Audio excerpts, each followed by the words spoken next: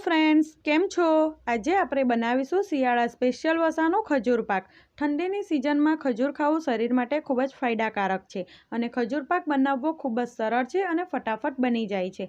तो चालो खजूर पाकनी रेसिपी जोई लईए। फ्रेंड्स, रेसिपी सारी लागे तो मारी चेनलने सब्सक्राइब करजो। खजूर पाक बनाववा माटे मैं 500 ग्राम जेटલું खजूर लीधुं छे अने तेने बिया काढीने साफ करी लीधुं छे। 100 ग्राम बदाम और 100 ग्राम काजूनी मैं कतरण करी लीधी छे। थोड़ा पिस्तानी कतरण, 2 मोटी चमची सूका कोपरानुं छीण, 2 चमची खसखस, 2 चमची मगजतरीना बी और थोड़ुं घी लीधुं छे। खजूर पाक बनाववा माटे मैं जे रेग्युलर खजूर आवे छे ते ज लीधुं छे, एटले खजूरने आपणे मिक्सरमां थोड़ुं पीसी लईशुं। तमे तेने बारीक चॉप पण करी शको छो। जो तमारी पासे पोचुं खजूर होय तो बने त्यां सुधी तेनो ज उपयोग करवानो, जेथी खजूर फटाफट शेकाई जाय। આપણે ખજૂરને મિક્સર ચાલુ બંધ કરીને પીસી લઈશું। તમે જોઈ શકો છો મેં ખજૂરને પીસી લીધું છે। તો હું આ જ રીતે બધા ખજૂરને અધકચરું પીસી લઈશ। તો મેં બધું જ ખજૂર પીસી લીધું છે। આ રીતે ખજૂર પીસીને લેવાથી ખજૂર સહેલાઈથી શેકાઈ જાય છે। હવે એક પેન લઈ તેમાં 2 ચમચી જેટલું ઘી નાખી ગરમ થવા દઈશું।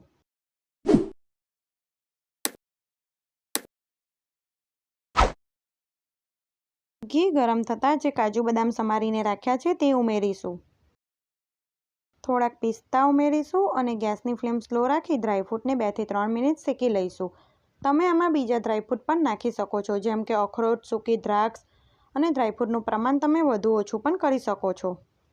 काजू, बदाम अने पिस्ता थोड़ा शेकाई जाय पछी तेमां 2 मोटी चमची मगजतरीना बी नाखी शेकी लईशुं अने आ रीते शेकीने ड्रायफ्रूट उमेरवाथी तेनो टेस्ट खूब ज सरस लागे छे।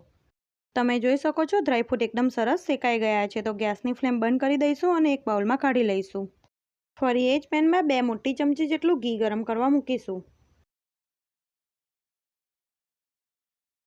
ઘી ગરમ થતાં તેમાં ક્રશ કરેલું ખજૂર ઉમેરીશું અને ગેસની ફ્લેમ સ્લો કરી ખજૂરને શેકી લઈશું।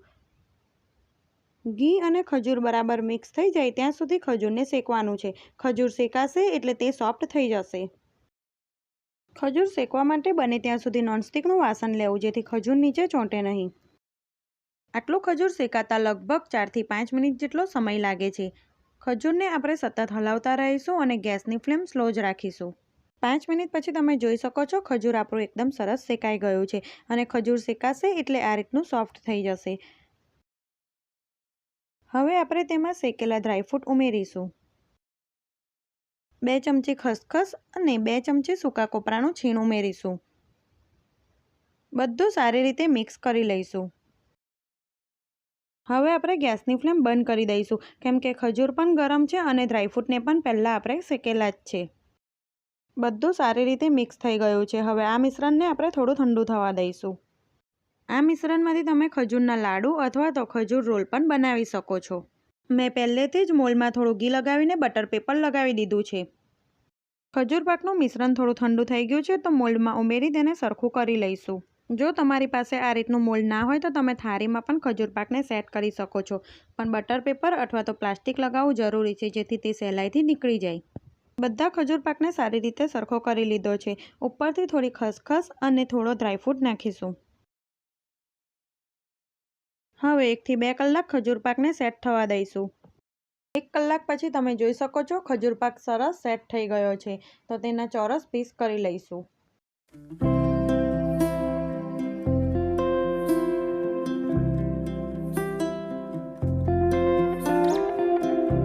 તમે જોઈ શકો છો આપણો એકદમ સરસ ખજૂર પાક બનીને તૈયાર છે।